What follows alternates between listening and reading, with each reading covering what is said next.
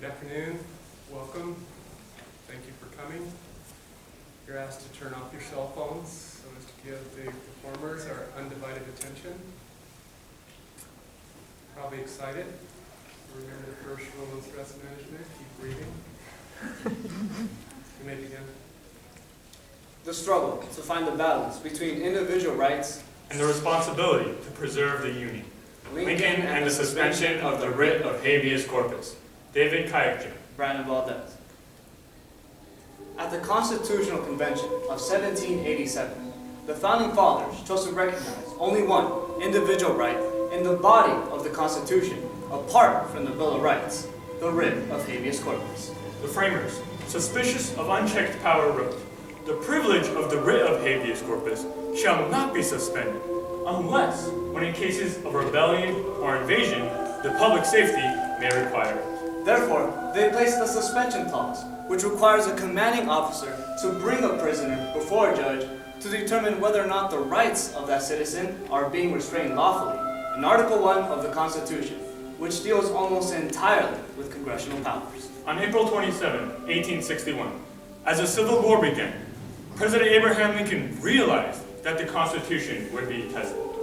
After Virginia seceded from the Union, the national capital in Washington, D.C., with all its political significance, became vulnerable to Confederate raids. Maryland, as a slave state and as the only northern route into Washington, became strategically important in the Union war effort. On April 27, 1861, President Abraham Lincoln suspended, without congressional approval, the right to a writ of habeas corpus. The desperate state of the Union necessitated that Lincoln balance the individual rights of the people with security of the nation, in order to uphold the monumental responsibility of preserving, protecting, and defending the Union. Lincoln's exercise of the suspension of the writ of habeas corpus, especially in the case of John Merriman, brought him into a direct confrontation with both the Supreme Court of the United States and public opinion.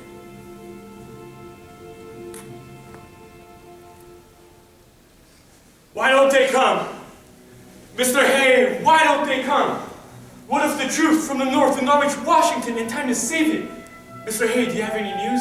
Mr. President, the 7th Massachusetts Regiment, which was on its way to Washington, was greeted with showers of paving stones by Confederate sympathizers in Maryland. Moreover, Mayor George Brown of Baltimore is protesting the movement of Union troops through their city en route to the defense of Washington. I must have troops to defend this capital. Geographically, it lies surrounded by the soil of Maryland, and mathematically, the necessity exists that they should come over her territory. Our men are not moles and cannot dig under the earth. They are not birds and cannot fly through the air. There is no way but to march across, and that they must do. Mr. President, Lieutenant John Merriman from Maryland has also burned railroad bridges in Baltimore in order to stop Northern troops reaching to Washington. I need to safeguard the movement of troops from the north in the defense of Washington, and also to prevent local secessionists from convening to take Maryland out of the Union.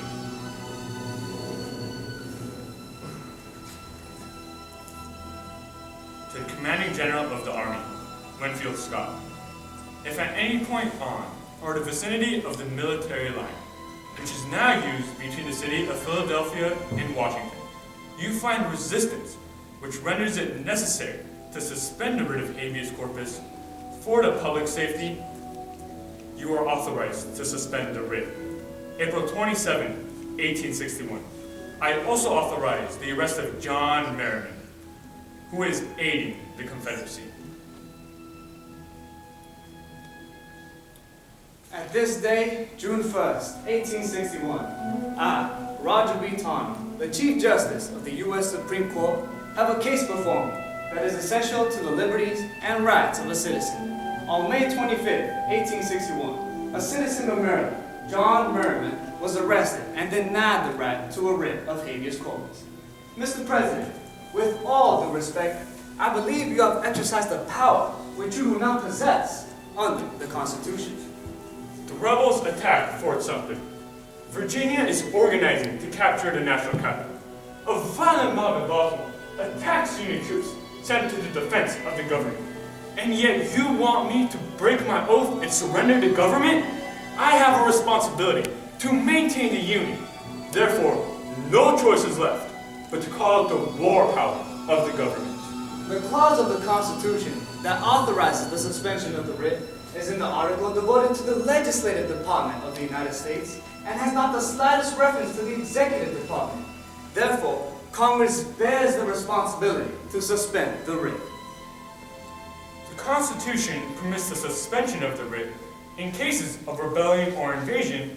The public safety may require it, and the responsibility for answering to instances of rebellion or invasion lies with the President. Today, half of our nation is rebelling against their brothers.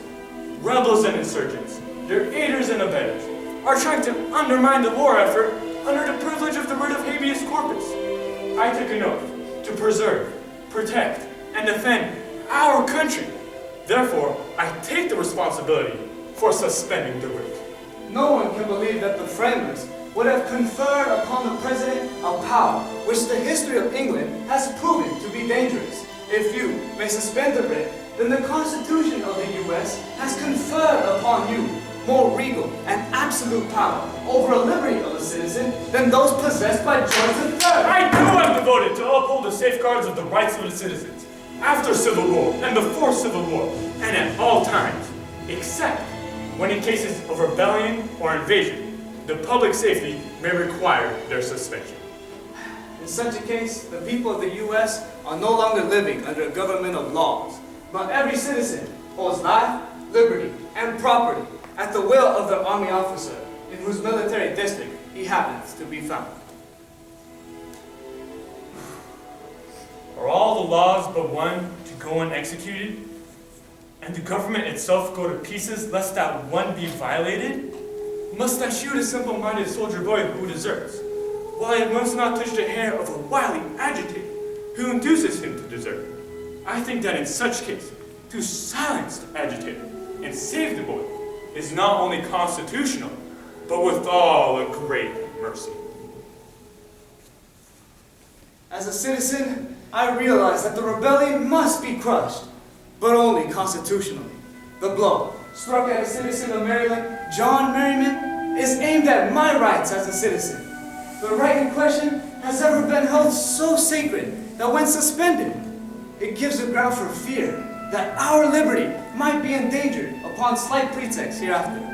The government, which is fighting to maintain the integrity of the Constitution, should interpose no arbitrary action to suspend the rights plainly guaranteed under it, if it would have the support of its citizens. Some do not understand that the suspension of habeas corpus is allowed by the Constitution, such that men may be arrested and held who cannot be proven to be guilty of defined crime when public safety may require it. Does His Excellency wish to have it understood that the rights of every man throughout this vast country are subject to being annulled whenever he may say that the public safety requires it? Must the government of necessity be too strong for the liberties of its own people, or too weak to maintain its own existence? The citizens of the North are determined to maintain a patriotic attitude, to sustain the cause of the Union. However, we will not willingly surrender our constitutionally guaranteed rights, nor submit to their forcible violation. When rebellion or invasion comes, the decision is to be made. And I think the man whom the people have made the commander-in-chief is the man who holds the power and bears the responsibility of making it. If he uses the power unjustly, the same people will probably justify him. If he abuses it, he is in their hands to be dealt with by all the modes reserved to themselves in the Constitution.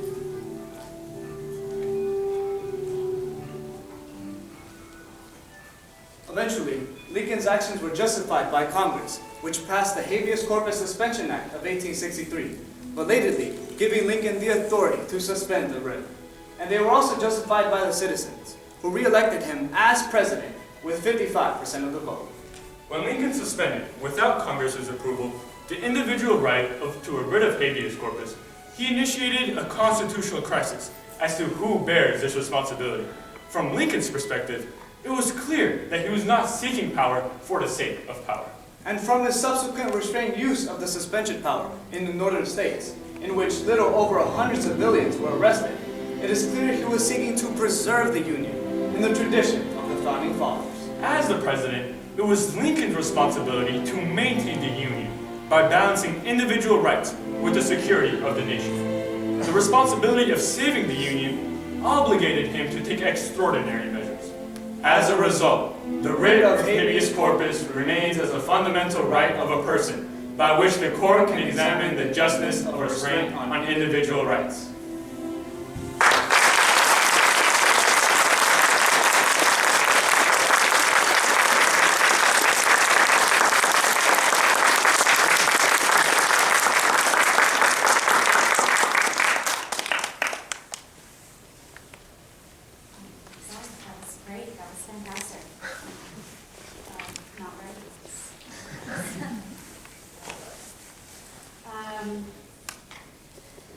Can you tell us about the process of selecting this topic that you chose? It's very deep.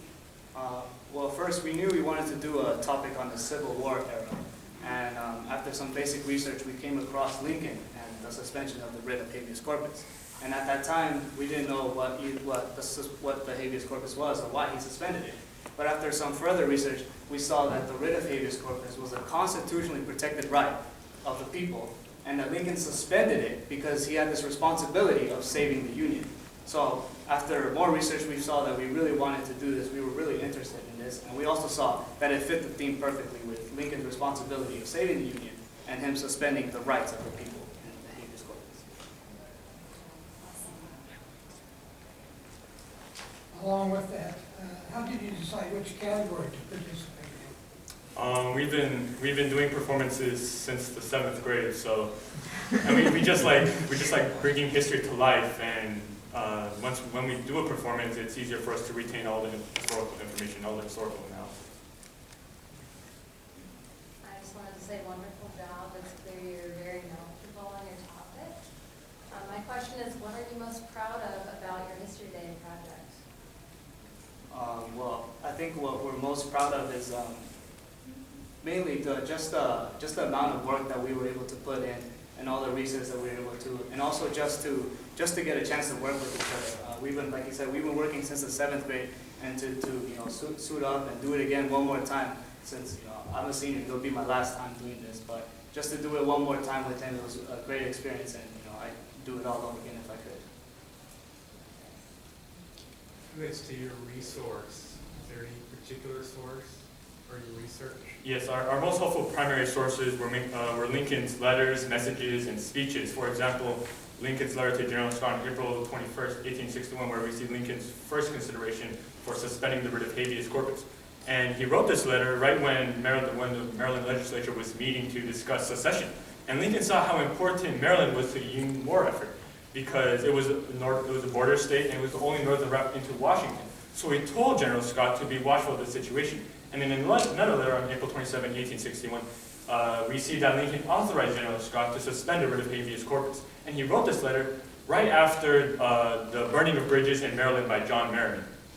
So he suspended the writ of habeas corpus in order to keep Maryland in the Union and to protect the national capital from Confederate raids. Another helpful primary source that we had were Madison's notes in the Constitutional Convention. So during the convention, Charles Pinckney introduced the habeas proposal, saying that it shall not be suspended by the legislature and shall be enjoyed in this government in the most ample manner. So with phrases such as most ample manner and shall not be suspended, we saw that the Founding Fathers really wanted to protect this right. It showed us the importance of this right to the Founding Fathers. And the fact that it was placed in the body of the Constitution instead of the Bill of Rights, where all the other major individual rights were, also stresses the vitality of this right.